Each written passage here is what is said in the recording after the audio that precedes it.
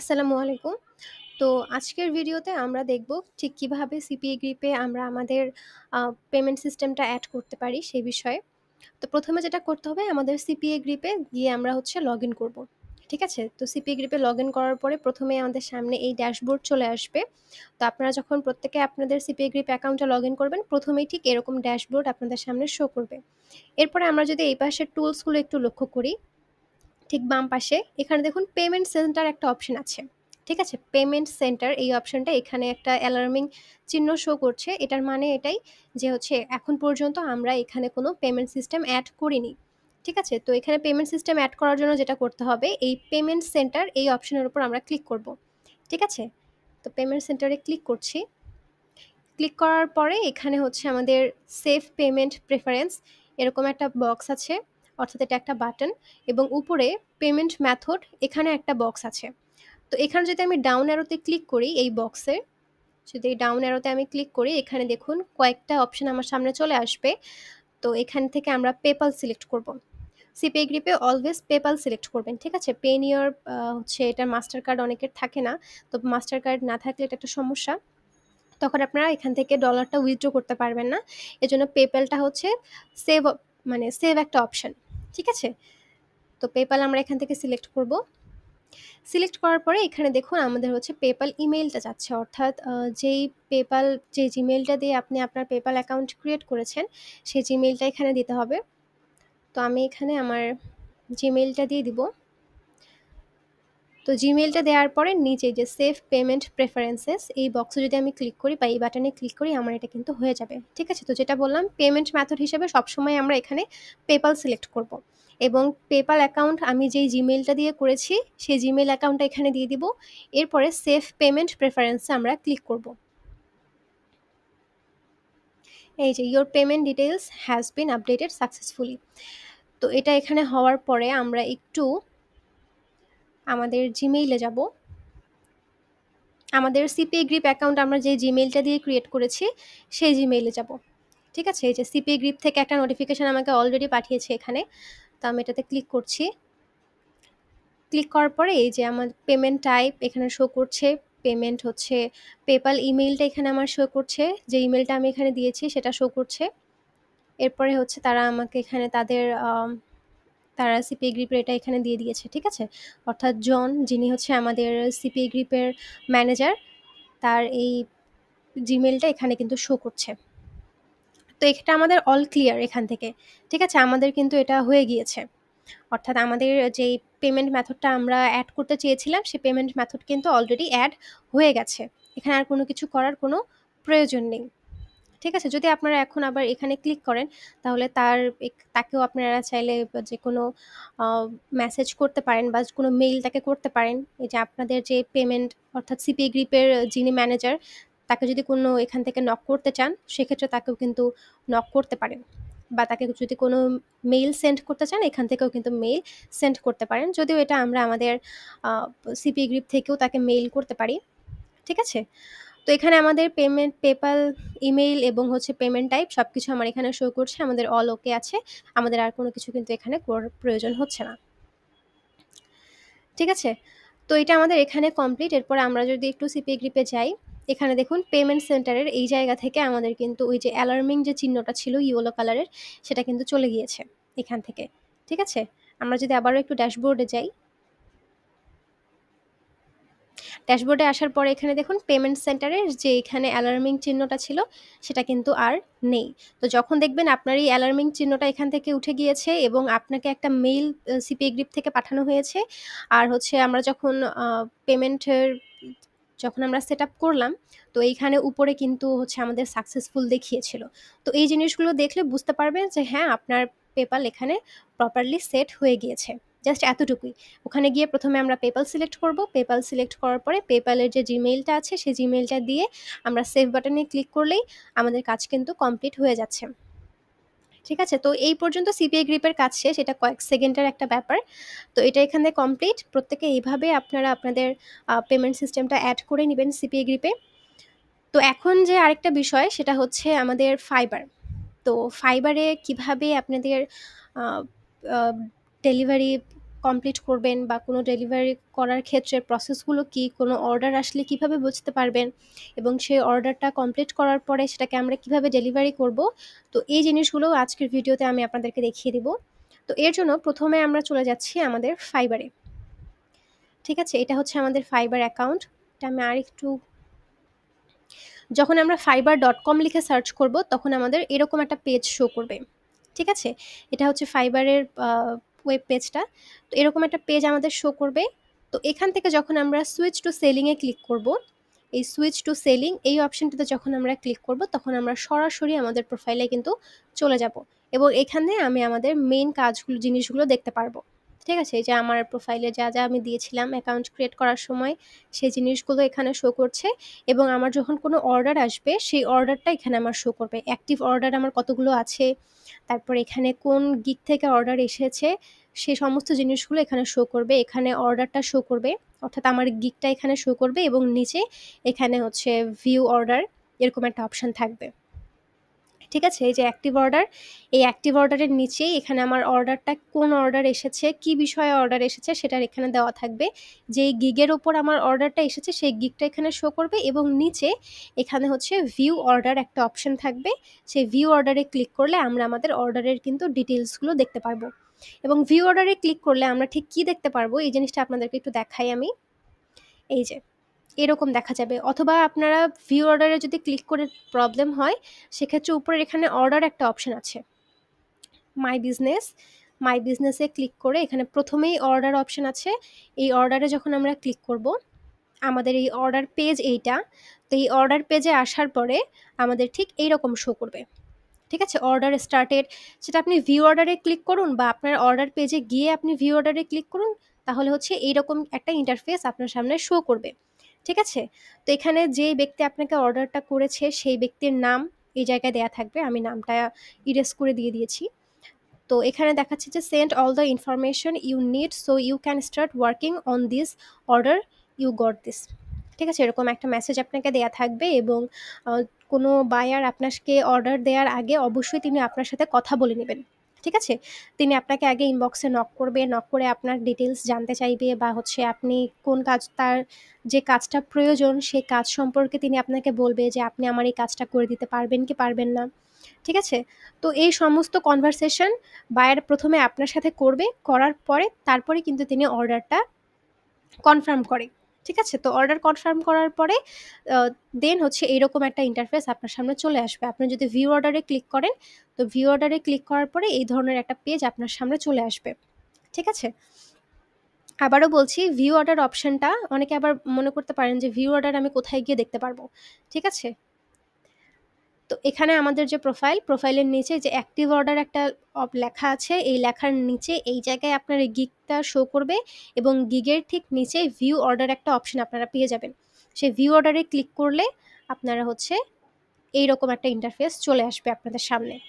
ঠিক আছে, তো আমি আরও একটা কথা বলেছিলাম আপনাদের ক্লাসে যে কোনো অর্ডার প্রসিড হওয়ার পরে সেই অর্ডারটার কিন্তু কাউন্টডাউন শুরু হয়। ধরুন আমার বেসিক প্যাকেজে আমি 3 দিন সময় নিয়েছি আমার কাজটা কমপ্লিট করার জন্য।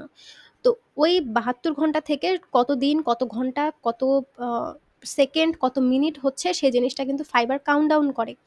ঠিক আছে, তো এই ভিউ অর্ডার, এই অর্ডার স্টার্টেড এটার পাশেই হচ্ছে আমাদের ওই কাউন্টডাউনের চিহ্নটা থাকে। এটা আসলে আমি একটু জুম করে নিয়েছি, কারণ জুম আউট করলে যে লেখাগুলো অনেক ছোট হয়, তো সেক্ষেত্রে দেখতে অসুবিধা হয়। জুম করে আমি কেটে কেটে নিয়েছি, একটা পেজের মধ্যে শো করে।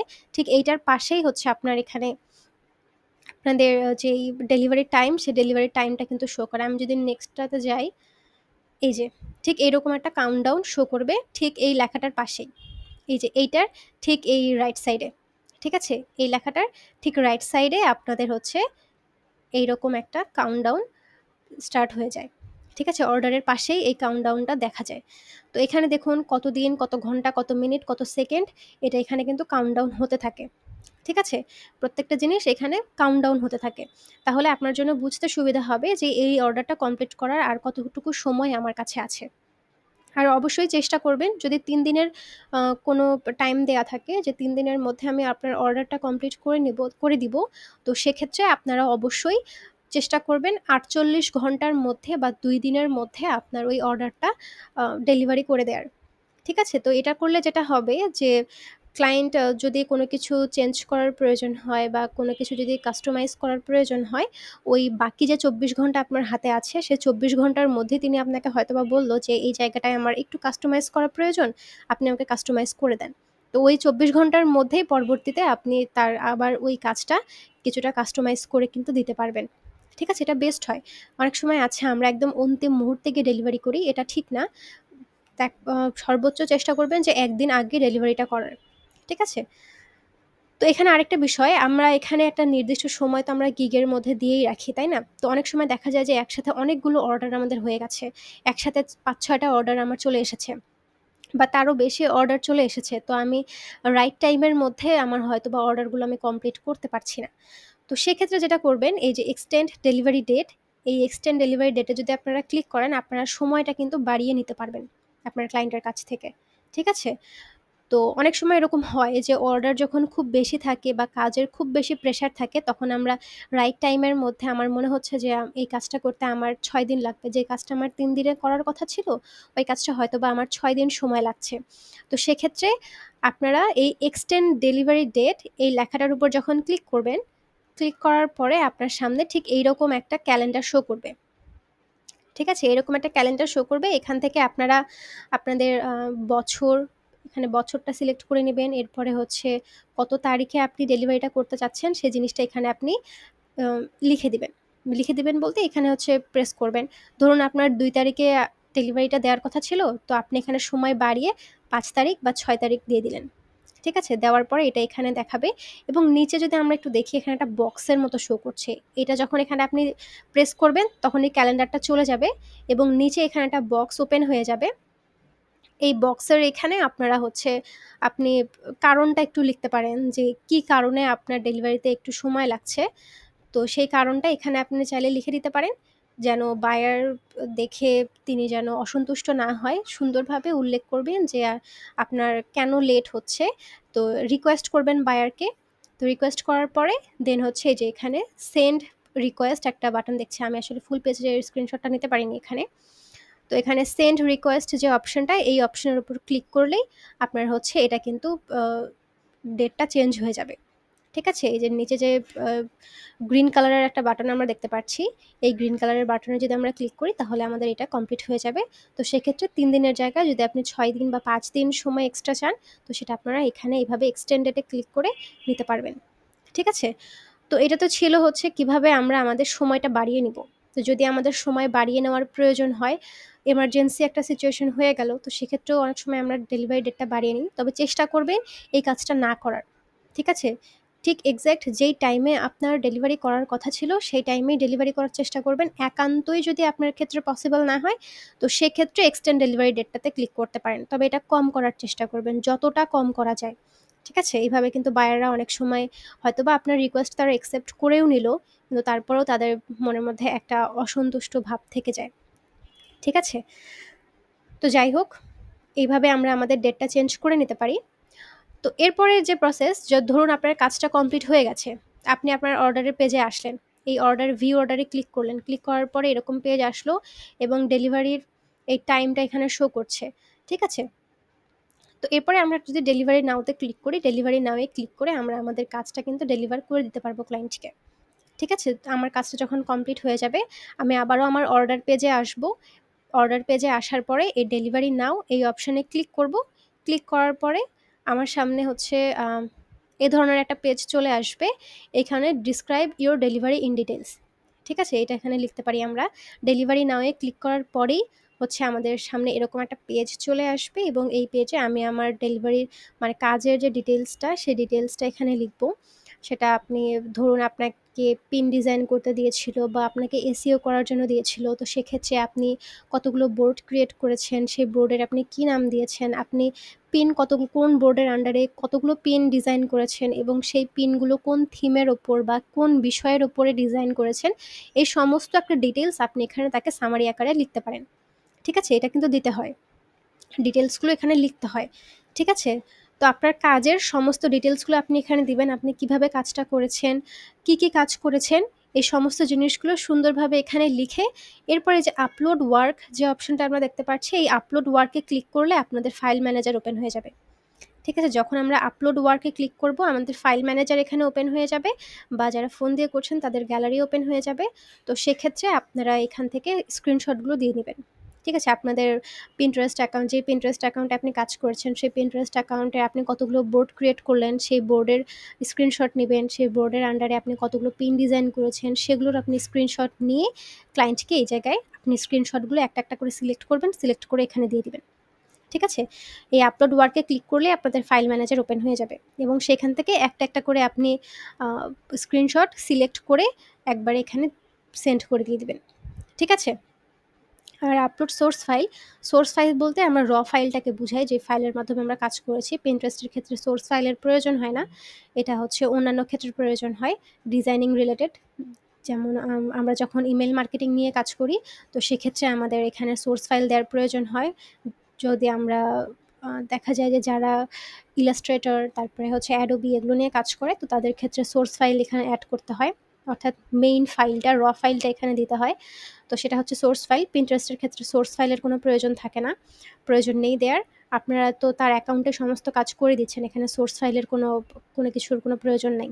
ঠিক আছে? যখন কোনো কিছু এডিট করার প্রয়োজন হয়, আমরা ধরুন কোনো একটা ডিজাইন বায়ারকে করে দিয়েছি, সে বা ডিজাইনটা হতে পারে আমরা হচ্ছে Photoshop, Adobe এগুলো ইউজ করে দিয়েছি। তো সেক্ষেত্রে আমরা সোর্স ফাইল দিই, যেন ওই ডিজাইনটা বায়ার চাইলে নিজে থেকে পরবর্তীতে উনি এডিট করতে পারে।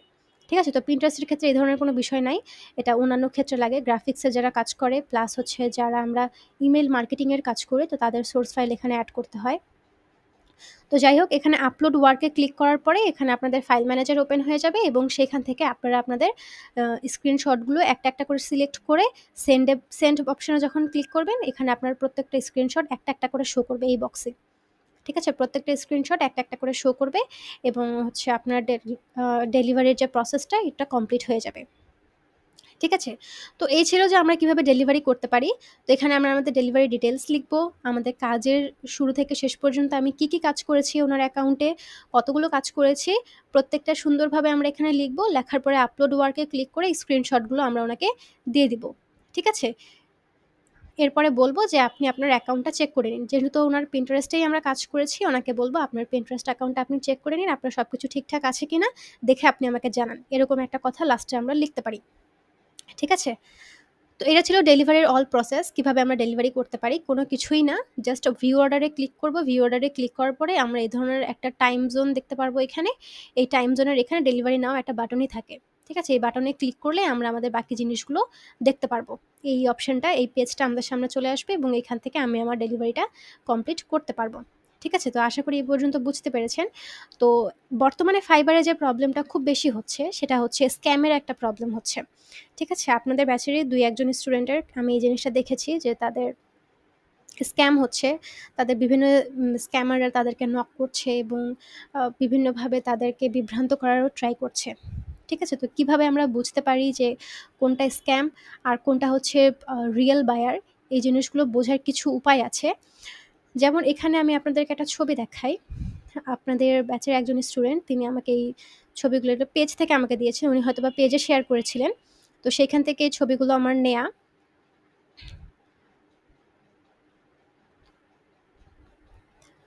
তো এখানে আমরা দেখতে পাচ্ছি যে তিনি বায়ারের সাথে কথা বলেছেন, মেসেজিং হয়েছে তার এবং এখানে তার গিগটা শো করছে। যখন বায়ারের সাথে আমরা কথা বলবো, বায়ার যদি কোনো গিগের অর্ডার করে, তো সেক্ষেত্রে সেই গিগটা কিন্তু এভাবে শো করে।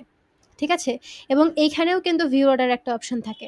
মানে হচ্ছে, হ্যাঁ, ভিউ অর্ডার এরকম একটা অপশন এই জায়গায় কিন্তু লেখা থাকে। কিন্তু এখানে দেখুন, ভিউ অর্ডারের কোনো অপশন নাই এখানে। কোনো কিছু এখানে কিন্তু শো করছে না। নরমালি বায়ার যখন আপনার কোনো একটা গিগে ক্লিক করবে, সেখানে যদি অর্ডার করে, তো এইখানে এই গিগটার এই জায়গায় কনভারসেশন এর মধ্যেই এইখানেও কিন্তু ভিউ অর্ডার একটা অপশন থাকে। ঠিক আছে?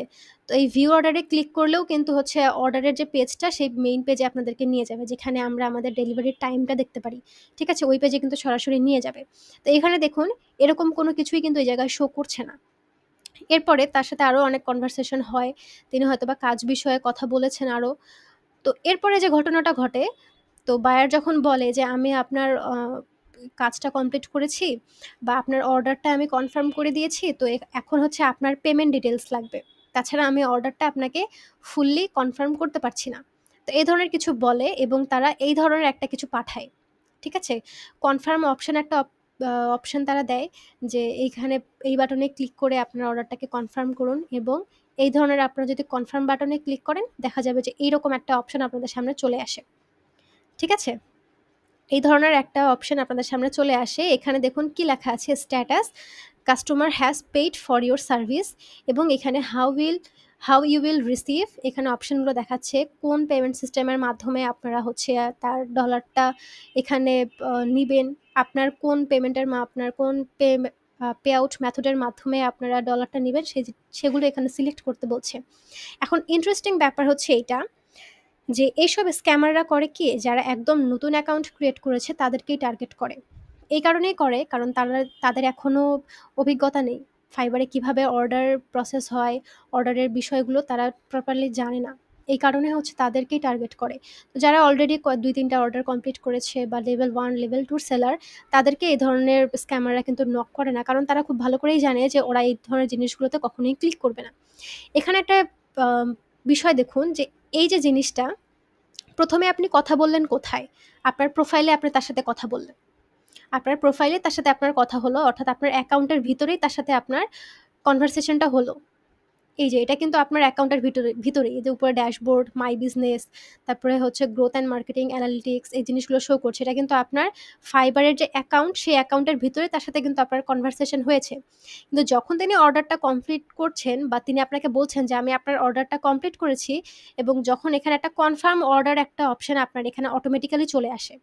ঠিক আছে? তো যে সেখানে যান, যাওয়ার পরে সেই কনফার্ম অর্ডারে যদি ক্লিক করেন, ক্লিক করার পরে এইরকম একটা পেজ আপনার সামনে তারা নিয়ে আসে। এবং এখানে একটা ইন্টারেস্টিং পার্ট দেখুন যে সুইচ প্রোফাইল, এটা কিন্তু আপনার অ্যাকাউন্টের বাইরে নিয়ে এসেছে। এই যে এই পেজটা বা এই যে এই বক্সটা, এটা কিন্তু আপনার অ্যাকাউন্টের বাইরে, আপনার অ্যাকাউন্টের কিন্তু ভিতরে না। আমরা নর্মালি সুইচ প্রোফাইলে ক্লিক করে আমরা অ্যাকাউন্টের ভিতরে যাই। তো কোনো বায়ার যদি আপনাকে অর্ডার কনফার্ম করে, সেটা আপনাকে আপনার প্রোফাইলের বাইরে কেন নিয়ে আসবে? এটা একটা প্রথম চিন্তার বিষয় যে এটা তো আমার অ্যাকাউন্টের ভিতরেই থাকার কথা, আমার অ্যাকাউন্টের বাইরে কেন আনবে? ঠিক আছে? তো এগুলো আসলে স্ক্যাম। ঠিক আছে? এখানে যদি কোনো একটা অপশন আপনি সিলেক্ট করেন, সিলেক্ট করার পরে যদি রিসিভ ফান্ড এগুলোতে ক্লিক করেন এবং আপনি আপনার যে কার্ড বা আপনার যেই পেপ্যাল, সেই পেপ্যালের ইনফরমেশনগুলো এখানে দেন, তাহলে যেটা হবে যে তারা আপনার পেপ্যালে যদি কোনো ডলার থাকে, সেটা কিন্তু তারা তাদের অ্যাকাউন্টে ট্রান্সফার করে নিবে। ঠিক আছে? এভাবে প্রত্যেকে তার মানে ডলারগুলো ট্রান্সফার এভাবে করে নেয়। যেকোনো একটা প্যাকেজ সিলেক্ট করে, সিলেক্ট করার পরে এই ধরনের কিছু তারা এডিট করে তৈরি করে এবং আপনাদেরকে পাঠায়। পাঠানোর পরে এই ধরনের ইনফরমেশনগুলো চায়, আপনার পেমেন্টের ইনফরমেশনগুলো চায়। সেই ইনফরমেশনগুলো যদি আপনি দিয়ে দেন, তাহলে আপনার অ্যাকাউন্ট থেকে তারা ডলারগুলো তাদের অ্যাকাউন্টে ট্রান্সফার করে নেয়। এটা একটা নতুন সিস্টেম হয়ে গেছে ফাইবারের। এই ২-১ মাস ধরে এই ধরনের জিনিসগুলো চলছে। ফাইবারে খুব বেশি হচ্ছে এরকম স্ক্যামিংগুলো। ঠিক আছে? তো এই ধরনের জিনিসগুলো থেকে সাবধান। আর আরেকটা বিষয়, ফাইবারে যদি কোনো বায়ার অর্ডার করে, আপনাকে কনফার্ম করার কোনো প্রয়োজনই নেই। কারণ ফাইবারে বা বায়ার যদি অর্ডার করে, এটা অটোমেটিক্যালি আপনার ফাইবারে অর্ডারটা প্রসিড হয়ে যায়। এটা আপনার কনফার্ম করার কোনোই প্রয়োজন নেই। আপনি চাইলে অর্ডার ক্যানসেল করতে পারবেন।